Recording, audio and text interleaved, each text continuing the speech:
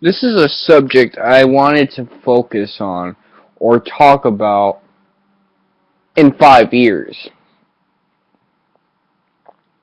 And this is my first take, so let's just see how I handle it. I'm going to do this on the spot.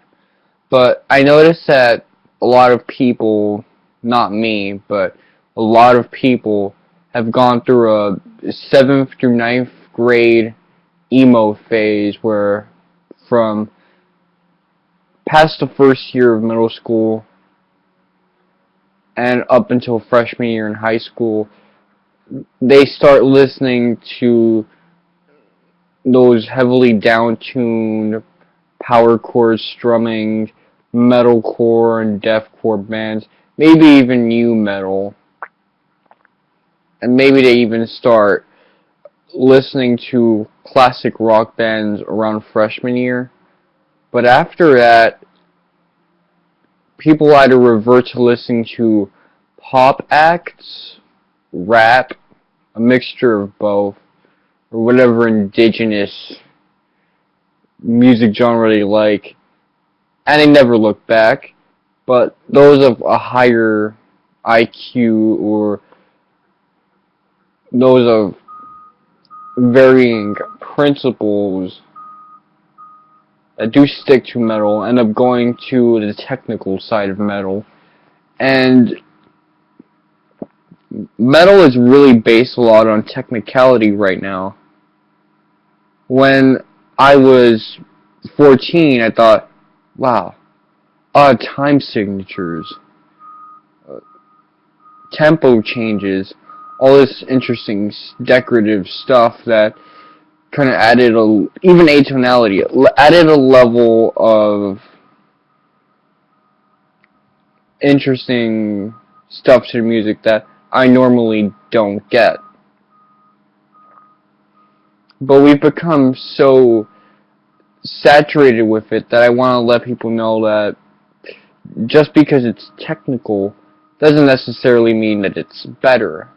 Sometimes a degree of simplicity can do wonders. I mean, I could write the most generic riff in the world and it'd be unique sounding because it's in 5/4 instead of 4/4. But did I really contribute something of value to music? Especially if it's just me trying out a 5/4 time signature and I'm still playing a bunch of power chords, or I'm doing the dissonance thing, the modes, the exotic sounding scales. I'm doing all of that, all those fancy little tricks that people become enamored in once they leave that emo phase. But is it necessarily better than some of my favorite rock bands? I mean, take Alice in Chains. Yes, Alice in Chains is known for its sludgy riffs and its doom metal kind of sounding grunge music, if you can even call it that. Really, it's alternative metal. If you told me that Alice in Chains and Nirvana and Pearl Jam and Soundgarden were all part of the same genre, and I didn't have that prior knowledge, I'd be really confused. Like, what is that grunge? I don't hear Even Flow and then hear something from the Tripod album and then think, like, Head Creeps. That was one of my favorite songs off that album. I don't hear the same genre. I hear alternative rock and then I hear alternative metal. I mean, a level of creativity that you wouldn't get from the standard four chords rock. There's a degree of breaking away from the norm in the riffage, but whatever. Alice in Chains isn't something people listen to when they want technical stuff. Yes, you'll get the odd time signatures with them bones, and you'll get a lot of interesting stuff maybe a song like Grind, where it goes from G major to Mixolydian in terms of the guitar playing. You'll get some of that good stuff in there. But is Alice in Chains a worse band than Obscura? Is it worse as a group than...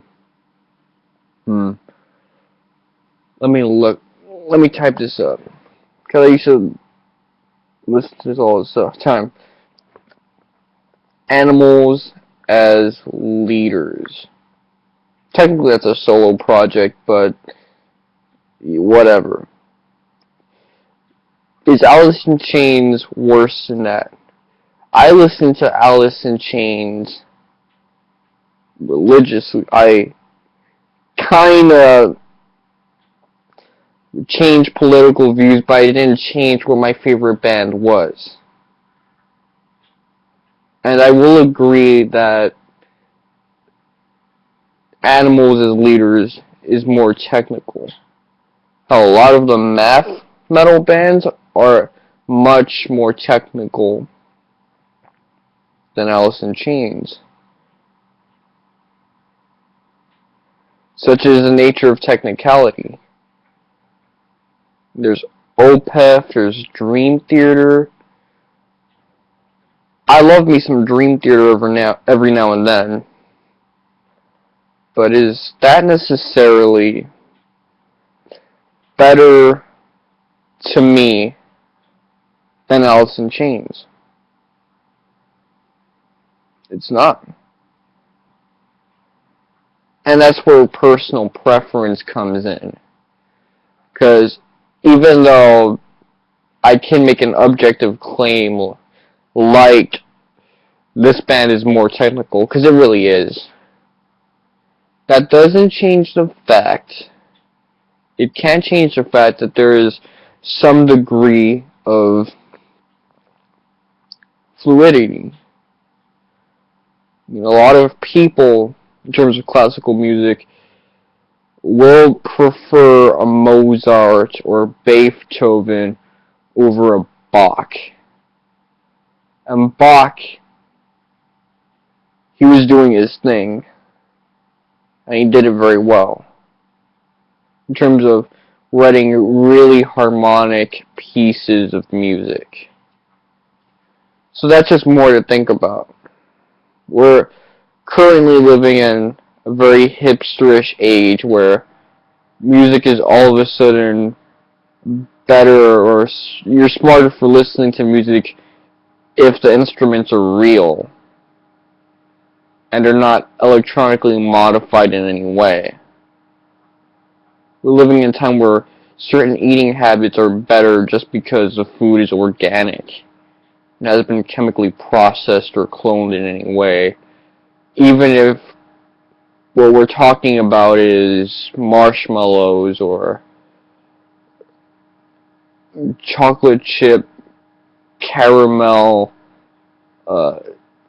chunk cookies. We're not considering all the variables. Anyway, this is Mr. Wonka 7, and I'm saying some common sense stuff because I can. Hope you enjoyed this video, and I want you to think about it.